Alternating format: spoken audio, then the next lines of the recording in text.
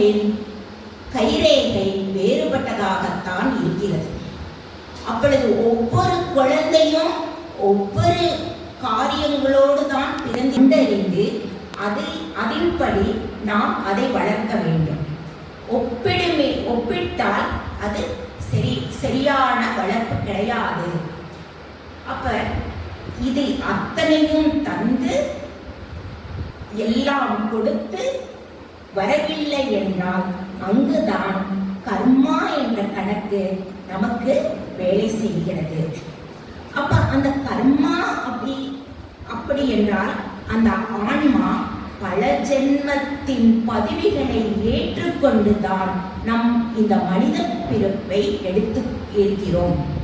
இந்த மானிட பிறப்பு கிடைக்கிறதற்கு பல கோடி புண்ணியம் செய்திருந்தால் மட்டுமே நமக்கு கிடைத்திருக்கும். அப்பொழுது இந்த ஜென்மத்தை நாம் எப்படி பயன்படுத்திக் கொள்ள வேண்டும்? இனி நேரம் இல்லை, வீண்காலம் கழித்திட முடியாது. ஆகையால் இந்த 6வது அறிவிலிருந்து 7வது அறிவுக்கு செல்லணுமே தவிர ரிவர்ஸில் நாம் வரக்கூடாது.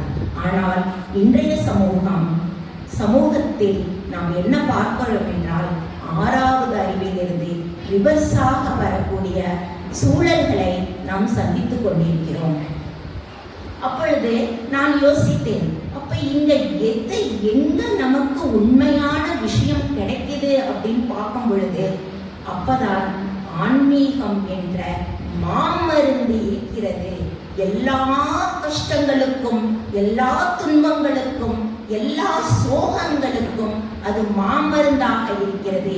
இவ்வுலகில் எங்கும் கிடைக்காது, எந்த வைத்தியரிடமும் கிடைக்காது என்று என் அனுபவத்தில் நான் புரிந்து கொண்டேன். அப்பொழுது இங்க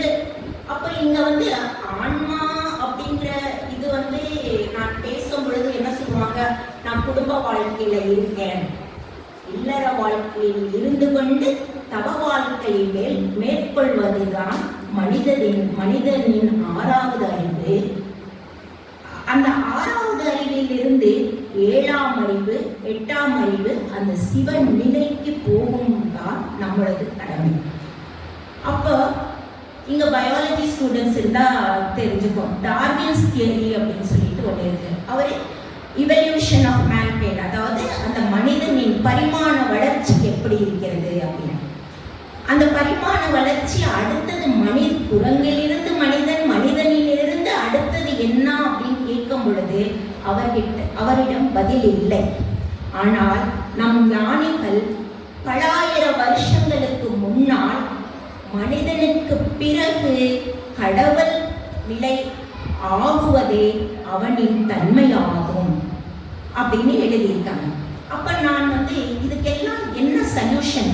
இந்த மாசுபற்ற சமுதாயத்தில் இவ்வளவு சோகங்களில் ஒரு தாய் தன் குடும்பத்தை முன்னெடுத்து செல்லாமல், நான் இந்த மேடையில பேசிட்டு போயிடுவேன், அப்படி இருக்கணும், இப்படி இருக்கணும், இப்படி பண்ணணும். ஆனால் இந்த சமூகத்தில் உள்நுழைந்து பார்க்கும் பொழுது ஒரு தாய் 10 மணி நேரம், 12 மணி நேரம், 14 மணி நேரம் தன் குடும்பத்துக்காக உழைத்து அவள் எப்படி தன் குழந்தைகளுக்கு ஒழுக்கத்தை சொல்வதற்கு